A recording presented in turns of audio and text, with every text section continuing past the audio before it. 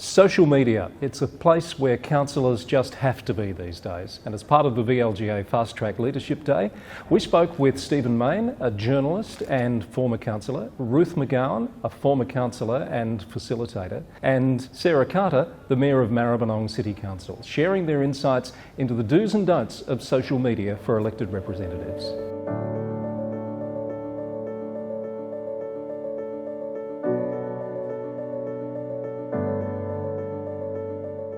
Should councillors be on social media?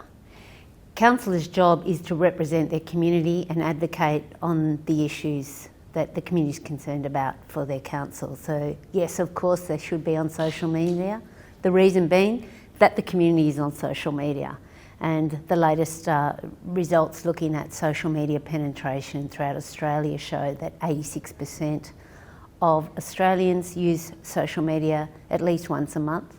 And in groups like the Gen Zs, it's 99%. Most of them on their phones the whole time. So if you want to engage with your communities, if you want to hear what the issues are, then you need to be in the marketplace, which is social media. I think over the last 12 years, in my role as a councillor, I've seen social media picked up. The uptake from the community is a lot greater, and we've seen a lot more community organisations and sporting groups take it up. So I think the exchange of ideas and the use of it as a method of reaching councillors has changed, rather than it just being a one-way communication, or at least a broadcasting platform.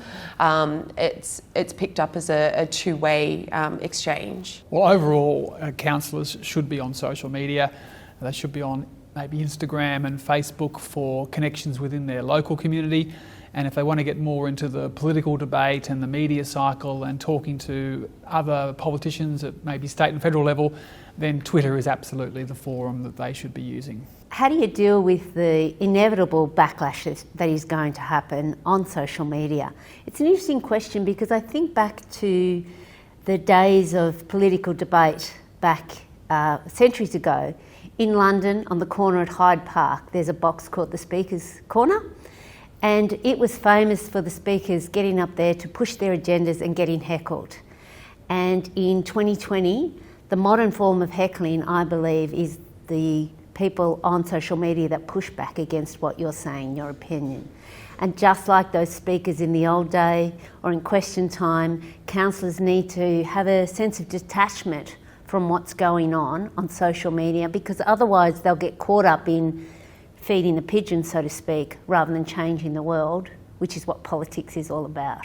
I believe that social media can be really useful in communicating a personal brand, and I think that's where a lot of thought should go into how you're going to present your values and how they align, and consistent messaging, I would say. I think also clearly articulating rules of engagement. So taking quite a professional attitude to how you manage your social media is really important, and to put that thought in the first place. Well, I'm a journalist, and so I got on Twitter to be with other journalists, because journalists use Twitter far more than any other platform. And so do state and federal politicians. So most of the federal cabinet are on Twitter, most of the state cabinet are on Twitter. So if you want to have a conversation with senior politicians, you want to see what they're saying, you want to have a conversation and see what senior journalists are saying, and you want to keep up with breaking news and the news cycle as it evolves, then Twitter is where you need to be, and that's why I'm on it. And I've done 115,000 tweets in probably 12 years, and I've got 35,500 followers. So I'm a very active participant in the political and media discussion through Twitter. I think if I were to be going back and standing for the first time again, it's important to remember that social media is not a substitute for consultation.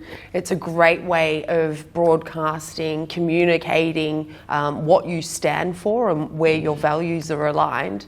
But I think nothing can beat the face-to-face and getting out there. Social media is really useful in backing it up and having a reference point where people can engage with you and see what you're up to. But I think making personal connections in the first place is the most important tool. Never swear, never punch down, punch up. So if you're going to pick a fight with someone bigger and uglier and nastier than you. take feedback and delete items if you've said something that is wrong. It's a very ephemeral medium that it passes by very quickly. So you can easily go back and remove past tweets. Don't be afraid to admit you're wrong. If someone blocks you, have a look at yourself. You've probably been a bit too aggressive towards them. Do block the trolls. There are a lot of nasty people on Twitter. I've probably blocked a couple of hundred over the years. So I do suggest you don't take it seriously, because you can get addicted and you can get down if you believe everything that's said about you on Twitter. But I think it's a great place to be if you are interested in the news cycle and politics, and you can do it on your phone, you can do it from events, you can promote people, you can thank people, you can make connections. So I think it's a marvellous medium for politicians and journalists. It's really useful for councillors to come together and learn about what each other are doing in terms of lifting their visibility, lifting their profile in the community. And you get a bunch of councillors in the room, forums such as the VLGA FastTrack, and there will be a range of skills and expertise on dealing with social media and a range of experiences. And forums like what the VLGA run are a great opportunity for councillors to come together and go, oh, you're doing that, yeah, I love your profile, you're on LinkedIn, why are you on LinkedIn? And gee, I see you're everywhere. And then you'll have that at one end, very proficient people at social media, and at the other end you'll have people, and they're usually the older guys, who go, oh, I've never been on Facebook. But your platform's about youth. How can you be about youth when you're not on Facebook? Get yourself a young person on your campaign team, get on TikTok, just rock it. So forums like this can help lift the expectations of what you need to do as a councillor, as a mayor, as a candidate, and that's social media. If you'd like to be part of the VLGA Fast Track Leadership Program for councillors next year, keep an eye on the VLGA website for more information.